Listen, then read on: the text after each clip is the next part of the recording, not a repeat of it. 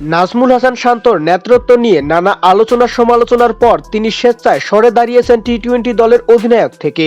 এরপর থেকেই গুঞ্জন শুরু হয়েছে কে হতে পারে তার উত্তরসূরি। বিসিবি তাই নেমে পড়েছে অধিনায়ক খোঁজার মিশনে।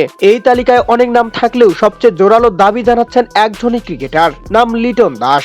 ব্যাট হাতে ঝড় তোলা এই ওপেনার অধিনায়কত্বের অভিজ্ঞতা সঞ্চয় করেছেন ইতিমধ্যে, বিশেষ করে ওয়েস্ট ইন্ডিজ সফরে। তার নেতৃত্ব বাংলাদেশ দলের পারফরমেন্স ছিল অসাধারণ। ঠান্ডা মাথায় ম্যাচের পরিস্থিতি বোঝা এবং দ্রুত সিদ্ধান্ত নেওয়ার ক্ষমতা তাকে অন্যদের থেকে এগিয়ে রেখেছে। বিসিবির সভাপতি ফারুক আহমেদ ইতিমধ্যে ইঙ্গিত দিয়ে দিয়েছেন খুব দ্রুতই ঘোষণা আসতে পারে নতুন অধিনায়কের নাম।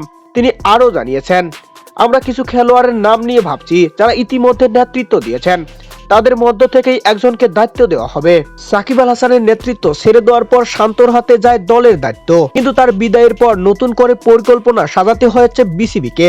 অন্যদিকে মুশফিকুর রহিম ইতিমধ্যে ওয়ানডে থেকে অবসর নিয়েছেন। মাহমুদুল্লাহর ভবিষ্যৎ নিয়েও চলছে আলোচনা। বাংলাদেশ ক্রিকেট দল এখন পূর্ণ গঠনের পথে এবং এই রূপান্তরের গুরুত্বপূর্ণ অংশ হতে চলেছে নতুন অধিনায়ক। তবে কি সত্যি লিটন দাসের হাতে উঠছে নেতৃত্ব, নাকি আসবে সম্পূর্ণ নতুন এক চমক?